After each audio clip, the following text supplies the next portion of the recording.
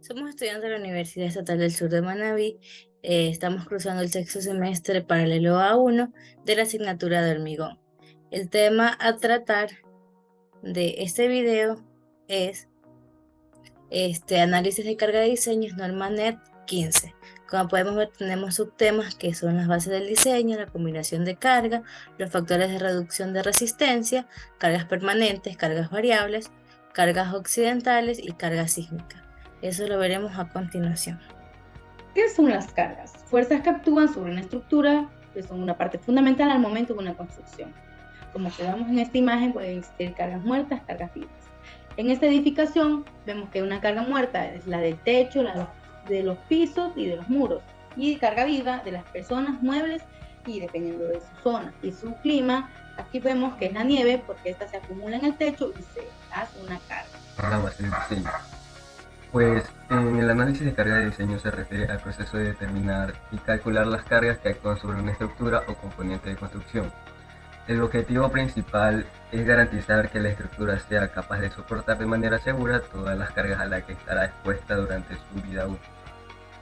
El análisis de carga de diseño implica identificar y evaluar diferentes tipos de cargas que puedan afectar a la estructura. Estas cargas pueden incluir lo que es cargas muertas, que son las cargas permanentes, como el peso propio de la estructura, los materiales de construcción, equipos fijos, etc. Tenemos también las cargas vivas, son las cargas variables debido a la ocupación o uso de la estructura, como la carga de personas, mobiliarios, vehículos, equipos móviles, etc. Tenemos también lo que son cargas de viento, son las fuerzas generadas por la acción del viento sobre la estructura. Estas cargas dependen de la ubicación geográfica y la forma y la altura de la estructura y otros factores relacionados con el entorno. Tenemos también lo que son cargas sísmicas, que son las fuerzas generadas por los terremotos o movimientos sísmicos. Estas cargas también dependen de la ubicación geográfica y las respuestas sísmicas del suelo. Por otra parte también tenemos lo que son cargas de temperatura, que son las variaciones de temperatura que pueden generar expansiones o contracciones en la estructura, como el efecto de calor o el frío extremo. Como vemos aquí, una vez que se identifican estas cargas, se procede a calcular su magnitud y distribución de la estructura. Esto implica aplicar los métodos y fórmulas de diseño adecuados, considerando los estándares y normativas aplicables para determinar las tensiones y esfuerzos y deformaciones resultantes. El análisis de carga de diseño en ingeniería civil es esencial para garantizar la seguridad y la capacidad de carga adecuada de las estructuras. Permite dimensionar los elementos estructurales como vigas, columnas, losas, cimentaciones, etc., de manera que pueden recibir las cargas previstas y cumplir con los requisitos de diseño y normas de seguridad establecidas. Combinaciones de carga para el diseño por esfuerzos admisibles. ¿A qué se refiere con esto? Se refiere a que en diferentes escenarios de carga que una estructura puede experimentar. En otras palabras, es cuánta carga simultánea puede soportar una estructura así. Estas combinaciones incluyen cargas permanentes y cargas variables. El concepto de combinación de carga es fundamental en el método de esfuerzo admisible, o por sus siglas ASD, que viene de la norma ASTO, la cual fue la primera norma reconocida para el diseño y la construcción de puentes. En esta misma encontramos lo que es otro método de cargas, que es el método de factores de cargas y resistencia, por sus siglas LRFD. En sí, ¿qué es el método de esfuerzo admisible o en qué se basa? Se basa en el concepto de establecer límites de resistencia para los materiales utilizados en una estructura. Se utiliza principalmente en el diseño de estructuras de acero y maderas. Entonces, las combinaciones de cargas tienen, por decir, fórmulas. Sí, la tienen. Como vemos, como estamos presentando ahorita, las básicas son las primeras, la 1 y la 2, ya que solo se multiplica, en la primera se multiplica la carga muerta por 1.4 y en la otra, en la segunda, es la 1.2 por la carga muerta más 1.6 de la carga viva, que en sí todos los procesos dan la carga última. Entonces, la idea detrás de la combinación de cargas es considerarlas simultáneamente y de esa forma poder evaluar a la estructura, o sea, cómo se comportará esa estructura teniendo todas las cargas al mismo tiempo. Y para finalizar, hablaré sobre el método de factores de carga y resistencia. el cual es muy diferente al anterior, ya que este se basa en los estados límites últimos. ¿A qué me refiero con esto? Es que está diseñado para que una estructura resista las cargas máximas o extremas. Y es un método de diseño en el cual las cargas de diseño se mayoran y las resistencias de diseño se minoran. ¿Qué quiero decir con esto? Que las cargas de diseño se quiere aumentar, y las cargas y las resistencias de diseño se disminuyen. Esto es más conocido como factor de reducción, que veremos a continuación. Factor de reducción de resistencia. Al factor de reducción de resistencia se lo conoce comúnmente como un factor resistente, ya que presenta una reducción de la capacidad del miembro para soportar una carga. Además, los propósitos del factor de reducción de resistencia son tomar en consideración la probabilidad de presencia del elemento con una menor resistencia, debido a la variación de la resistencia de los materiales y en las dimensiones. Tomar en consideración las inexactitudes de las ecuaciones de diseño. Reflejar el grado de ductibilidad y confiabilidad requerida para el elemento bajo los efectos de la carga sometida a consideración. Y por último, reflejar la importancia del elemento en la estructura. Además, la variabilidad del coeficiente reductor es uno de los factores que complejiza el diseño del elemento sometido a flexocompresión en la zona de compresión controlada con un valor de 0,65 y 0,75, pasando por la zona de transición hasta llegar a la transición controlada con un valor de 0,9. Esto se refleja en la siguiente imagen, como lo podemos ver aquí. Compresión controlada 0,65, 0,75 y terminamos en 0,9. Factor de reducción de resistencia para el método de diseño de resistencia. Observar que para las secciones controladas por compresión se utiliza un factor de reducción de resistencia menor que el utilizado para las secciones controladas por tracción. Esto se debe a que por lo general las columnas poseen menor ductibilidad y son más sensibles a las variaciones de resistencias del hormigón.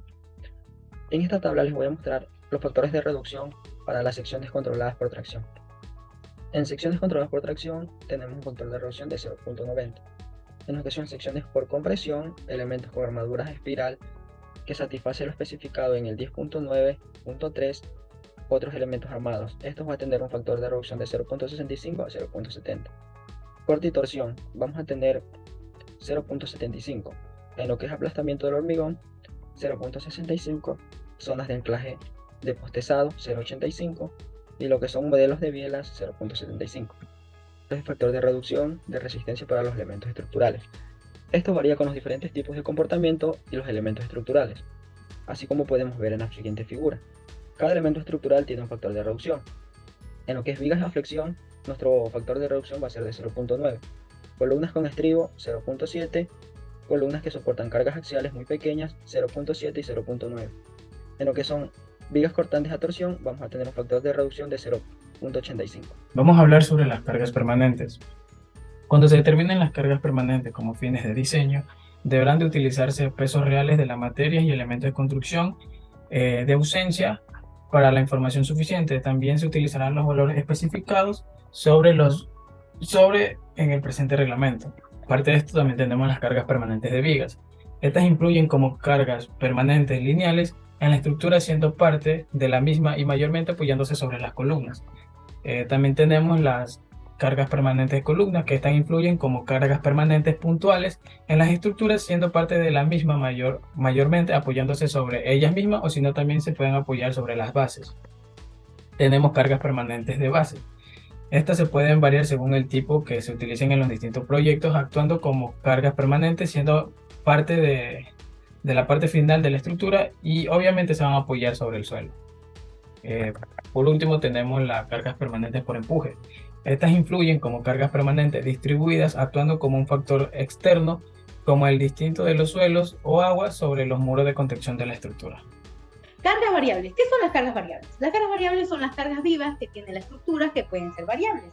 Como observamos en esta imagen, un estadio. Para primero nosotros construirlo debemos hacer unos estudios pertinentes. En qué lugar se va a hacer, cómo es su tipo de clima, cuánta carga va a soportar, y de acuerdo a eso se construirá sus bases, que pueden ser de hormigón. También al momento nosotros de construir un puente debemos de saber qué tipo de vehículo va a pasar, si es liviano o pesado. Dependiendo de eso, nosotros utilizaremos un buen hormigón que pueda soportar ese tipo de carga si es pesado, y un tipo de hormigón más simple si es de vehículos livianos. Aquí hay un ejemplo de unas cargas variables que sucedió en otra ciudad, que fue una nevada. Como en la primera imagen podemos observar que es una terraza normal, que del tipo de carga es una carga liviana solo de personas, cargas vivas que son de personas. En la segunda imagen podemos observar que ha habido una nevada y se ha hecho el triple de carga que esta puede soportar. Y en la última podemos observar que al momento de soportar mucha carga, la terraza se ha hundido, ha hecho fricción y esto ha ocurrido que se haga un deterioro. Aquí podemos ver la reacción que pasa si hay más carga de lo que puede soportar. Y por último, ¿qué sucede si se elabora una estructura sin calcular las cargas variables? Como vemos en la primera imagen, un puente se ha friccionado, se ha partido en dos. Esto sucede cuando pasan vehículos que son de vehículos pesados en unas carreteras que son de vehículos livianos, o también porque no se supo calcular bien qué tipo de autos iban a pasar, o vehículos livianos o pesados que iban a pasar ahí. Y fue un error que ocurrió con su fricción. En la última imagen podemos observar también lo mismo, que no se supo calcular bien qué tipo de vehículos pesados o livianos iban a pasar por esta calle y ocurrió una fricción, una rotura, un hundimiento en sus calles. Cargas accidentales. Las cargas accidentales son aquellas que suceden eventualmente en la vida de una estructura. Estos comúnmente se conoce como los sismos, los vientos, y se conocen como fenómenos naturales. Como podemos ver ahí en la imagen, esto está debido a un sismo que ha habido y por lo tanto quedaba así. Y va enlazado, las cargas occidentales van enlazado con las cargas de viento. Las cargas de viento. Las cargas de viento son dinámicas. Son aproximadamente usando cargas estáticas. Las cargas de viento son muy peligrosas porque pueden destruir estructuras y también una carga de viento se puede considerar también una carga variable. La carga de sismo. Las cargas de sismo son cargas inerciales causadas por el movimiento de los sismos, como que se mueven las placas tectónicas y de eso vienen derivados los sismos, los movimientos en la tierra, y de eso equivale a que haya edificios dañados y todo. Peligro sísmico del Ecuador y efecto sísmico local. Como podemos ver, tenemos el mapa, la cual es un mapa de zonificación del Ecuador, ya que está dividido en secciones: costa, sierra y oriente. Debido a que nuestro país se encuentra en una zona altamente sísmica, nos debemos enfrentar periódicamente a sismos de media intensidad y ocasionalmente a sismos mayores que producen efectos no deseados. Cargas sísmicas. Como podemos ver, tenemos un movimiento del suelo, la cual tiene un miembro sometido a fuerzas inducidas por sismo, y encima tenemos una fuerza inercial.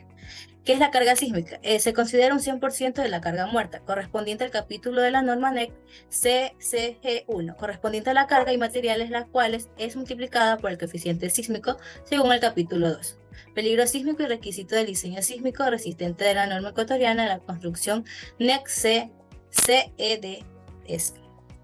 Como podemos ver, aquí tenemos un ejemplo, la cual tenemos que es una provincia, un cantón, una parroquia y una población. Eso lo encontramos mediante la tabla, como podemos observar aquí, que esto nos ayuda para ver la zonificación sísmica del lugar que nosotros vayamos a ver el tipo del subsuelo. Ya. En este caso obtenemos que la zona sísmica es 0,40, porque en la tabla nos sale que el valor Z es 0,40. Ya, para facilitar la determinación del valor de Z, tenemos esta tablita, la cual tiene zona sísmica del nivel 1 hasta más del nivel 6. Como podemos ver, el menor es 0,15 y puedan haber mayor de 0,50, que ya serían muy altas. Ya, para clasificación de los perfiles del suelo se hace mediante un BC30, que es un BC30, es la velocidad de propagación de ondas de corte, que es hasta donde se puede llegar a estudiar el suelo, que son 30 metros de profundidad. Como tipos de perfiles tenemos el A, el B, el C, el D y el F. Ya, eso nos ayuda para ver qué tipo de perfil, ya que en la definición nos dice cuando es mayor a 1550 metros sobre segundo. Y en el caso que sea un tipo de perfil F, es un caso que es más estudiado, la cual se lleva a un laboratorio, a hacerles más estudios. Ya, tenemos coeficientes de perfiles de suelo. El primero sería explicarles, sería el FA, que es el coeficiente de amplificación del suelo en la zona del periodo corto. Como podemos ver, tenemos esta tabla que nos ayuda a ver qué valor es el correspondiente del FA, que eso lo vemos con el tipo de perfil del subsuelo y la zona sísmica. Como aquí podemos ver en el ejemplo, tenemos en el nivel 5 y tipo de suelo D, la cual nos da 1,20. En el FD es la amplificación de las ordenadas del espectro elástico de respuesta de desplazamiento de diseño en roca. También contamos con una tabla, que es lo mismo, que lo vemos por tipo de perfiles de suelo y por los niveles, que también está en el quinto, que si uno está en el quinto, en todos debería estar, porque es lo que nos da nuestra zona sísmica, que es el valor feta. Y por último tenemos el FS, que es el comportamiento no lineal de los suelos. También contamos con una tabla y vemos que también está en el nivel 5 y el tipo de suelo es un D y nos da 1,28. El espectro elástico horizontal de la aceleración. Esta es la figura, la cual es el espectro elástico, que es una aceleración expresada como fracción de la aceleración de la gravedad para los niveles del sismo del diseño, donde n es una razón entre la aceleración espectral, y aquí podemos ver que tenemos el significado de FA, FD, FS, SA, T sub 0, TS y Z. Para el momento de valor n, como podemos ver, tenemos que 1,80 es para la provincia de la costa, excepto Esmeralda.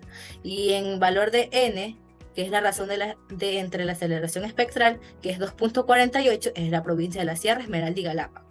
Y la de los 2,60 es para la provincia del Oriente.